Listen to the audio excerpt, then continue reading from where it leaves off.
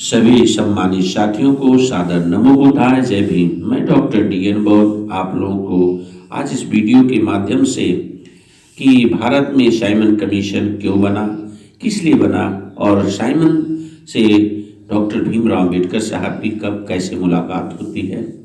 साथियों, Simon commission का निर्माण ब्रिटिश सरकार ने 1927 में भारत सरकार अधिनियम 1919 में जो बना था, जिसमें जलियांवाला हत्याकांड हुआ और बहुत नरसंहार हुआ, उसकी समीक्षा के लिए साइमन कमीशन की नियुक्ति की। 1928 में साइमन कमीशन भारत आया। इसका गठन संवैधानिक सुधारों का अध्ययन करने और भारत में सरकार को सिफारिशें करने के लिए किया गया था। साइमन कमीशन बिना किसी भारतीय सदस्य के यह एक श्वेत आयोग था। इस आयोग का विरोध किया गया क्योंकि इसमें विधानसभा में कोई भारतीय प्रतिनिधित्व नहीं था। साइमन कमीशन भारत में 2 बार आया।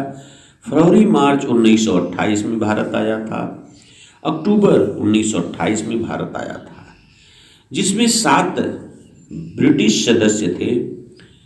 उसमें कोई भी भारतीय सदस्य नहीं था। 3 फरवरी को 1928 की रात को मुंबई की जो मूल बंदरगाह पर ही जब साइमन आया, वहाँ पर साइमन गो बैक और भारत छोड़ो का नारा दिए। यूसुफ मेहर अली ने भी नारा दिया। उस दौरान भारत के बहुत ऐसे संग्राम सेनानी, स्वतंत्रता संग्राम सेनानी, सभी लोगों ने उनका पूरा विरोध किया। उसमें आपको पता है कि लाला लाजपत राय भी उसमें आगे आए। उस दौरान सरकारी पुलिस यानी ब्रिटिश पुलिस ने उनके छाती में लाठी डंडों से काफ़ी गहरी चोट मार दी, जिस कारण लाला लाजपत राय की 17 नवंबर 1928 को मृत्यु हो गई। इसका बदला लेने के लिए भी आपको पता होगा कि सरदार भगत सिंह किसी सरकारी ब्रिटिश को गोली मार दिए थे, उसकी वजह से उनको फांसी की सज़ा हुई थी। इन्हीं का बदला लेने के लिए अंग्रेज़ों से। साथियों, इसी दौरान जब अम्बेडकर साहब को 1928 में साइमन आया, उसी समय अम्बेडकर साहब की सर जॉन साइमन से मुलाकात होती है जब वो भारत आए हुए होते हैं। अम्बेडकर साहब ने एक स्मरण पत्र तैयार किया और अपने साथ दलितों का एक जत्था लेकर